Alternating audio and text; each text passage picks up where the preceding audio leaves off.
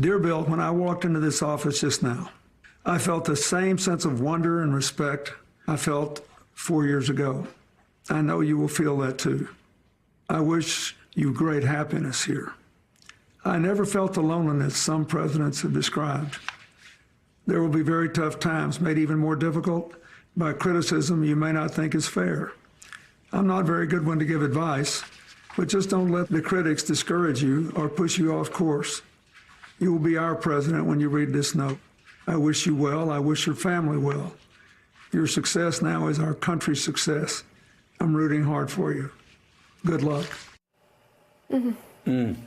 President Clinton reading part of the letter that President H.W. Bush left for him in the Oval Office on January 20th, 1993.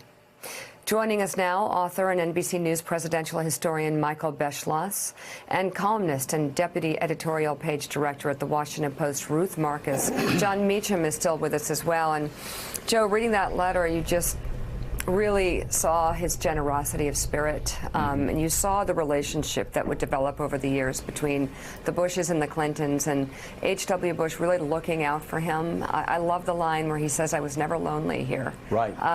And I think he wanted that for Bill Clinton. He really did. He wanted him to feel supported. And their friendship grew into something much more. They were really like members of the family. The Bushes saw Bill Clinton as a son. He saw the Bushes as parents in some way. There was actually a deep love between both of them, which you go back to the events of 1992, you could have never expected that. But Michael Beschloss, we love to gloss over how things used to be, especially the age of Trump. Oh my God, it was always as it was with George H.W. Bush. No, not really. We read of Eisenhower just bored to death when Harry Truman is trying to give him advice during the transition in 1952. Ike had no use in 1960 when he was talking to JFK. There's a story of JFK looking at a button on the desk that if he presses it, the helicopter comes. And he basically says, "Son, you're going to have a lot more to worry about than pressing buttons on the White House desk." And, you know, and yet here, George H.W. Bush, a unique grace that even presidents before Donald Trump did not seem to have with their successor. You're absolutely right. And sometimes, Joe, it takes you decades to appreciate what you had and do not any longer have in a president these days. And that's why, you know, I always think, you know, people say, why do you have to wait? I always say you have to wait at least 30 years to come to any kind of historical judgment of a president. Imagine if we were all sitting around talking about George H.W. Bush in January of 1993. We would probably have different judgments about him as president from the ones that we've got this morning. You know, George Bush was not Harry Truman, but there is one parallel, and that is that when Truman left the White House, 1953, one poll found his approval rating somewhere in the low 20s.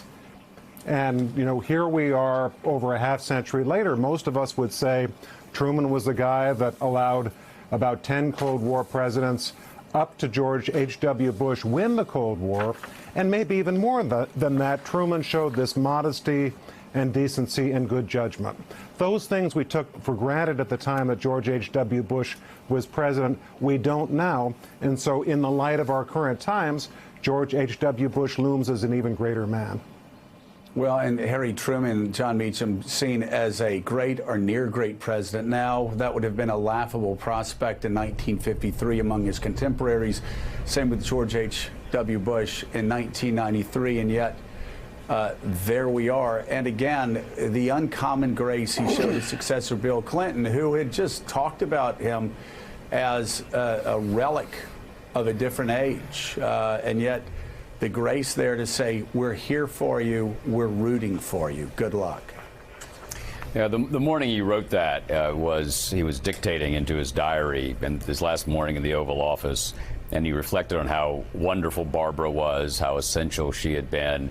He said that people say I'm disconnected, they say I'm out of touch, but I never felt that way, and I have the same reverence for the honor of this office that I had when I came in. And it's a sensibility that runs throughout his presidential diary, for instance. He would be riding in the back of a limo and people would be cheering. And he would say in his diary that day, he would say, they weren't cheering for me, they were cheering for the presidency. That's how far we've come. Well, Ruth Marcus, a little over 3 years ago, you wrote a Washington Post op-ed reflecting on George H.W. Bush's presidency. The piece entitled, What Every President Should Learn from Bush 41, and you write this. We tend to recall the Bush 41 presidency for his stewardship of the Gulf War and his abandonment of his Read My Lips pledge on taxes. This ignores an impressive and moderate domestic record, not only a fiscal deal that paved the way to the balanced budgets of the Clinton administration, but also the passage of the Americans with Disabilities Act and an important overhaul of the Clean Air Act. Still, the Bush 41 example is more than mere historical artifact. It offers a presidential role model.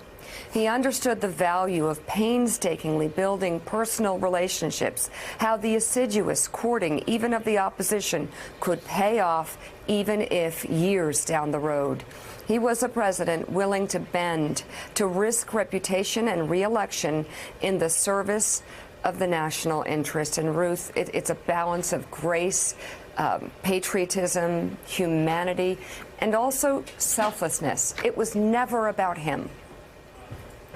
The inspiration for that column, by the way, was Mr. Meacham's excellent biography. And it was, I just went back and reread it, and the thing that's so interesting about it is that the word Trump is never in there. He was just a kind of glimmer in our eye at the time. And it's a reminder that the situation in Washington, the toxic atmosphere of partisanship and tribalism that we bemoan now, is not simply a creation of the current president. It's a creation of all of us in a era that has gone by. And so to look back on that Bush moment is, John used the word in his book, quaint. I hope we manage to summon that quaintness and get back to it in some way. And I want to say that if you want to know more about President Clinton's relationship with President Bush, he wrote an op-ed for us that starts with that beautiful, beautiful letter. The thing that's so amazing about that letter is the relationship between those two presidents, one leaving and one entering, was not exactly warm and fuzzy at the time. It had been a very bitter campaign. I remember going around with President Bush, who was calling his opponents bozo and ozone man. But he summoned, which was not difficult for him, the grace to understand that the new president was our president, the country's president, and then that beautiful relationship developed afterwards. And Michael, this weekend, Frank Fleming wrote, George H.W. Bush had the most boring presidency during my lifetime, which right now looks pretty good. Looks great to me. Ike. Ike was attacked for 8 years for being a boring president. They wanted a little excitement, and what we got was the 1960s. And Jonah Goldberg, I love this. Jonah said, it's true. I was in college, and I didn't like his presidency, in large part because it was boring, and I was a moron. I think we may all be feeling a little bit like Jonah right now, going, boring? The Very steady good. hand, as John Meacham said, right now? That seems like a brilliant way to lead. Please bring it back. And you know, one reason why it was boring was because he had these personal qualities that we've been talking about this morning. He knew that as president that, you know, if you were decent to the opposition, if you try to build bridges, if you show them some respect, politicians all the way down beneath you through the Congress to the local level, they'll look at the way a president behaves because they want to be successful in politics too. So it ripples all the way through. And the other thing is that George Bush knows that knew that in our society, even little kids watch the way a president speaks, the way he behaves. So it has even that larger impact as well. All right, a little news over the weekend. Democratic Senator Kamala Harris says she will decide whether she's going to run for president in 2020 by the end of this year.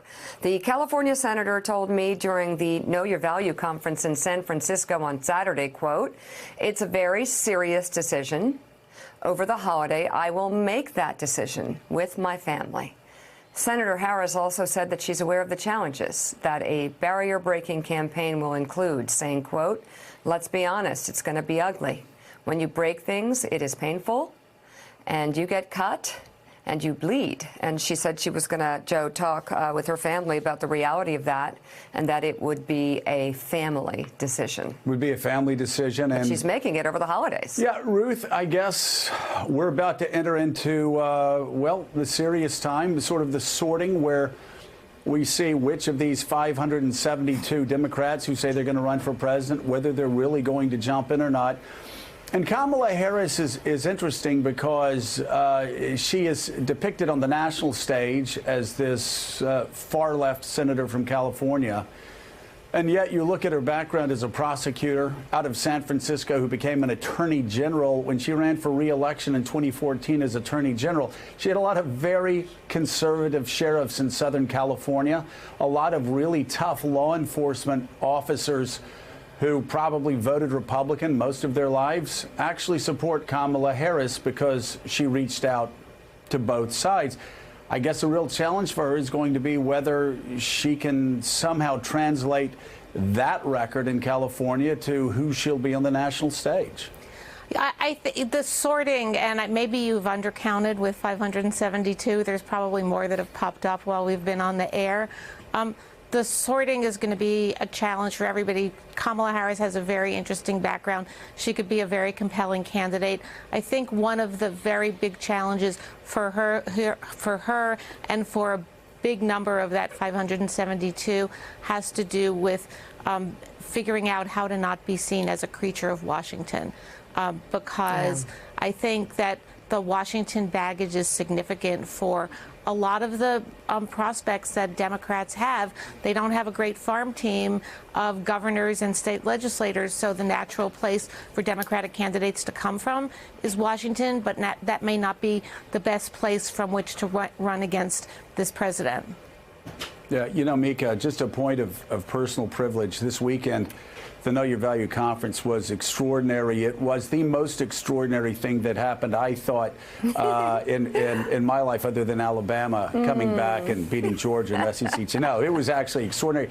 You had Kamala Harris there talking about knowing her value. Mira Sorvino, that was, boy, you talk about a raw presentation. It was really something. Natalie Morales, of course, was there. Elizabeth Vargas. And yet, I'll tell you, the real stars were the women that were there, especially at the end. Katty Kay, of course, always. Katty's so gracious going out there. But the women at the very end, Mika, that got up on stage and talked about learning what their value was.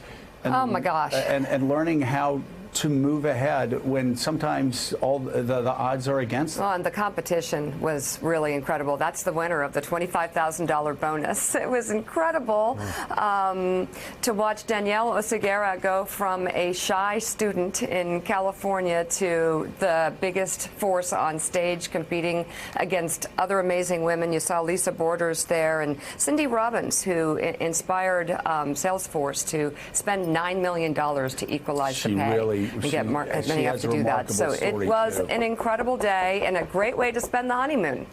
It really was. And you know what's so interesting about all the women that got up there and spoke? They talked about how they wanted to learn their value, not for themselves, not to get ahead in their corporate cultures, or in their schools or wherever they were, but to serve other people, to help other people. Very, very, was very, very inspiring. We're going to have a full recap at the end of the week, and of course, much more on the website, knowyourvalue.com. But thanks for your support, everybody.